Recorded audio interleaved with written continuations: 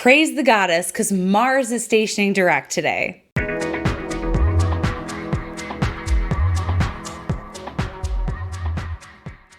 Congratulations, you did it. You survived 2.5 grueling months of Mars retrograde. And I know we do this every couple of years as Mars stations retrograde every couple of years. Nonetheless, it doesn't make it any easier because none of us like it when our momentum just gets disrupted like that. It's not fair.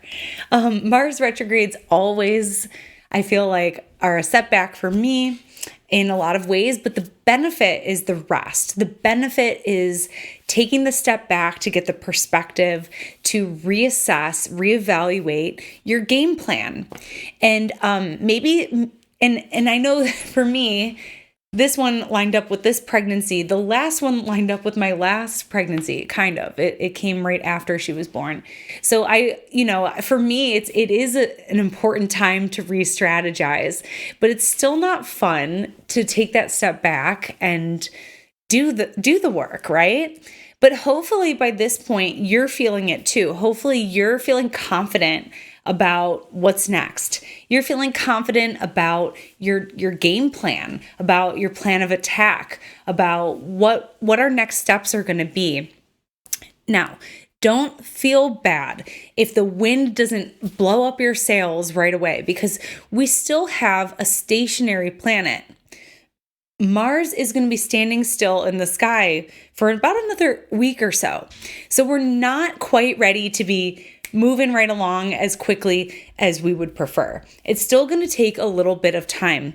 So I know a lot of people who were experiencing some injuries, like some injury flare-ups around when Mars station retrograde. Watch it. Do not push yourself. I know I went on a really long walk that day. I was like, Mars is stationing retrograde, but I have all this energy and I'm pregnant. So that's really weird. And so I went on this really long walk, and then my foot was killing me for like 2 weeks. So it was very literal. It was like, Catherine, go sit down. Go sit down. So, and I know a lot of people that had that in various parts of their body, their back, their arms, their shoulders, their legs, whatever.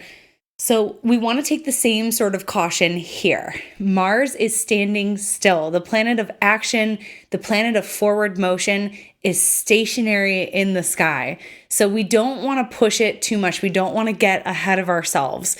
We don't want to overexert ourselves early on in this race, okay?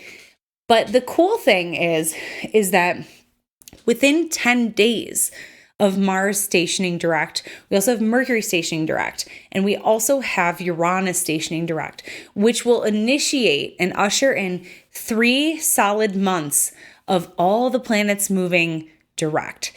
So for all the rest, for all the taking a step back, for all the take a step back to reassess our plan forward, we are going to fly. Starting on the 22nd when Uranus stations direct, from there on out, we have 3 months of forward. So it's not for nothing. All this retrograde, take a step back, chill out, kick your feet up, watch some Netflix. It's all for a purpose here, because these next 3 months are going to move fast. It's going to get really exciting out there for us personally in our personal lives. So yeah, get ready for that. So yeah, Mars is stationing direct at 8 degrees and 8 minutes of Gemini. So it's still going to be hanging out in our Gemini house for another couple of months, for a total of 7 months. Yes, Mars entered Gemini in August and stationed retrograde at the end of October, right there at the beginning of eclipse season. What fun that was. So speaking of which, a lot of people have been connecting this Mars retrograde in Gemini, a sign of communication and tweets. Yes, like short little blurbs, basically, typewritten blurbs with Twitter and Elon Musk. And so a lot, because he took over right at that time. He took over right when Mars station retrograde. He has announced plans to eventually step down and find the right person to take his place at the head of the company. Of course, he's still going to own it. But yeah, so we may see some unique developments around Twitter at that time. So right around this January 12th, we may see some sort of turnaround there. We'll definitely be feeling it in our Gemini house, whatever's going on there, whatever you've been in process with. Mars is ready to take us forward now. So anyways, Mars direct in Gemini, we're going to start to resume into that sense of, here's the 3 things I'm juggling, or here's the few projects that I've got going on, without it feeling like I'm too scattered, I don't know the way forward, all these question marks. Because again, we were dealing with Mars in Gemini square Neptune, question.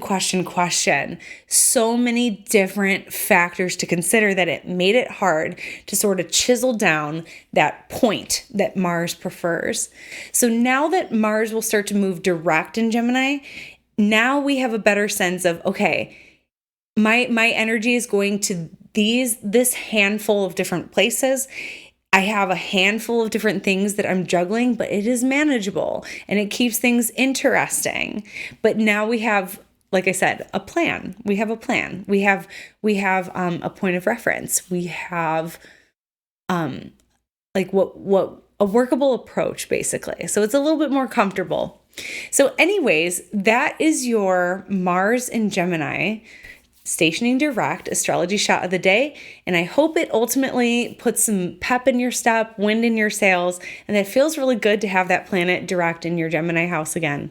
For now, catch you next time. Bye. Thanks so much for tuning in with me today. For more astrology in your inbox, subscribe to my mailing list where you'll be the first to know when my books reopen in April when I return from maternity leave. I may not be as active on here in February and March as we welcome baby Aquarius into our family, but you can also follow along with me on all platforms at Astro Catherine.